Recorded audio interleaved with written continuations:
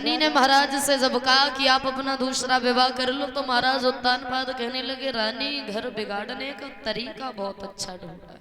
क्यों? एक बात नहीं जानती हो, आजकल की स्त्रियां कहती हैं भगवान हमें मौत दे दे लेकिन सौत ना दे। सौत एक बहुत बुरी चीज होती है और मौत भी गलत चीज होती है, लेकिन मौत सौत से बहुत अच्छी होती है, जो सिर्फ एक ही बार आती है जिंदगी और चली जाती है। और सौत तो एक ऐसी चीज होती है जो तुम्हें कदम कदम पर कष्ट देगी, चैन से न रहने देगी, न खाने देगी, न सोने देगी। पागल ना हो जाओ, दूसरा विवाह न कराओ हमारा। रानी हट कर जाती, महाराज समझाने लगे रानी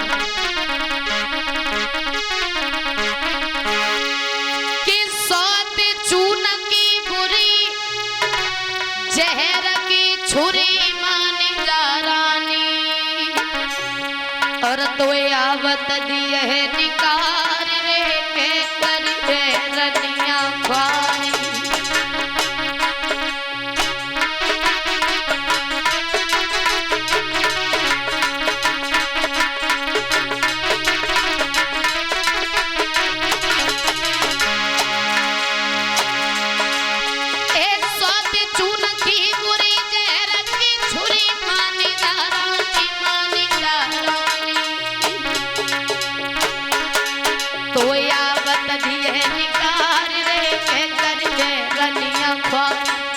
और सुनो,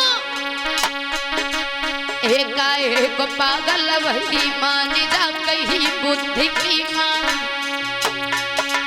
और काहे को कांटे बोलते मानी जा।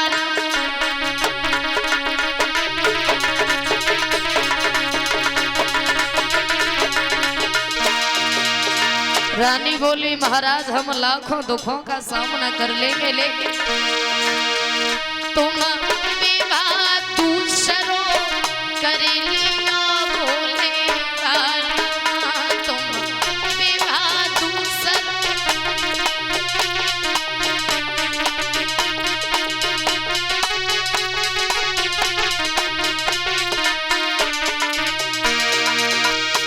अरे जब मेरी सौत मेरे अंगना में आवे,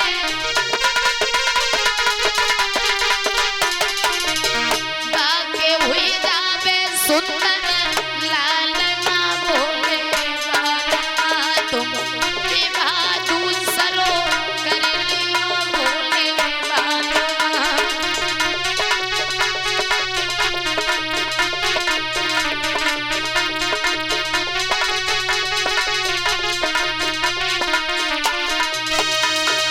मेरे भैया जैसे ही कहा, महाराज समझाने लगे, रानी मान जाओ, दूसरा विवाह न कराओ हमारा।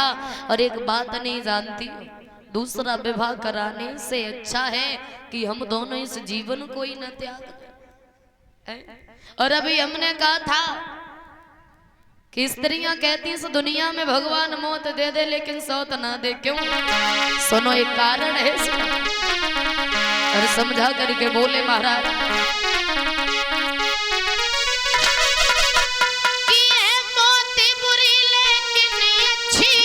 और ये कहीं बार तो आती है, और है सौत मौत से बहुत बुरी, छाती दिन रात जलाती है।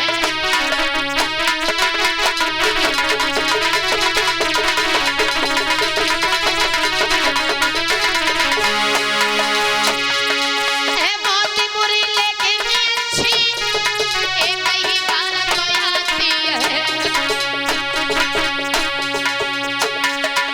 सौत मौत से बहुत बुरी, छाती दिन रात जलाती है।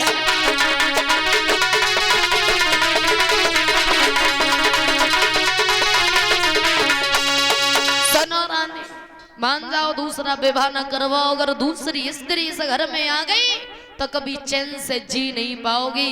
रानी बोली, महाराज हम हजारों दुखों का सामना करने के लिए तैयार हैं, लेकिन आप अपना दूसरा विवाह कर लो। मजबूर हो गए महाराज, रानी ने एक भी बात नहीं मानी महाराज की। तो आज महाराज को दूसरा विवाह करना पड़ा।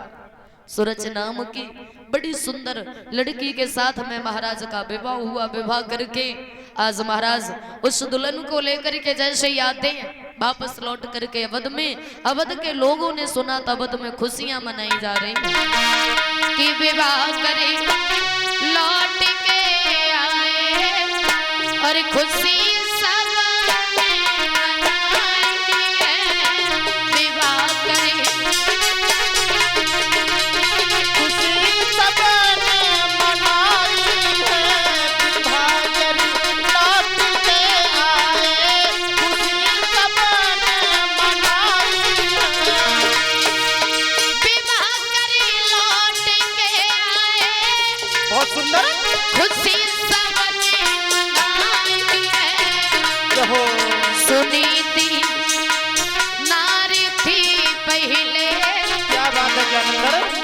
सुनीति नारी थी पहले तुझी सुरक्षी लाए। सुनीति नारी थी पहले तुझी सुरक्षी लाए। सुनीति नारी थी पहले तुझी सुरक्षी लाए। द्वार पर आ गया डोला खबर तू बज के कहने को लइए तुरंत दासी पठाई है। तू बज के कहने को लइए तुरंत दासी पठाई है। तू बज के कहने को लइए तुरंत दासी पठाई है। दरवाजे पर डोला आया। रानी ने जब सुना कि छोटी बहन आ गई, दासी से कहा चली जाओ दासी, और बड़े ही आदर सम्मान के साथ हमारी छोटी बहन को इन महलों में लेकर के आओ। और रानी की बात सुनकर के दासी वहां से चली, और जैसे ही दासी वहां से चली दरवाजे पर पहुंची, कहने लगी सुनो महारानी अब क्या इस डोले में ही बैठी रहोगी, चलो अंदर महलों में बड़ी रानी तुम्हारा इंतजार कर रही। और जैसे ही बड़ी रानी का नाम सुना सुरुचि कहने लगे क्यों दास, कौन बड़ी रानी, किसे बता रही है तू? दासी बोली महारानी जो महाराज का पहला विवाह हुआ था पहले वाली रानी। सुरुचि बोली इसका मतलब घर में सौत है। दासी बोली और का, और जैसे ही कहा दासी ने एक बात कही महारानी से बताइयो महाराज से 70 साल के हो गए अभी तक कुमारे ही बने रहेंगे हैं? और जैसे ही कहा सुरुचि कहने लगी सुनो दासी हमें सौत के नाम से ही बहुत बड़ी घृणा है, तो भला हम उसके साथ रह कैसे सकते, बुला दो हमारे महाराज को। उत्तान पद आए, कहने लगे क्या बात है सुरुचि, जाओ अंदर महलों में दासी बुलाने आई। सुरुचि बोली महाराज देखने में तो बड़ा भोले लगते हो तुम, लेकिन तुमने हमारे साथ अच्छा नहीं किया। जब तुम्हारे घर एक रानी थी तो तुम्हें क्या जरूरत थी हमारे साथ दूसरा विवाह करने की। और जैसे ही कहा महाराज उत्तानपाद कहने लगे सुरुचि एक बार उसके साथ रह करके तो देखो, वो सौत की तरह नहीं बल्कि एक छोटी बहन की तरह तुम्हें रखेगी अपने पास में। सुरुचि कहने लगी बिल्कुल नहीं। और सुनो महाराज अगर तुम चाहते हो हम इन महलों में रहें तो तुम्हें एक काम करना पड़ेगा। क्या काम? सुनो कि हम जब उतरे डोला से पहले और बस सौती को दे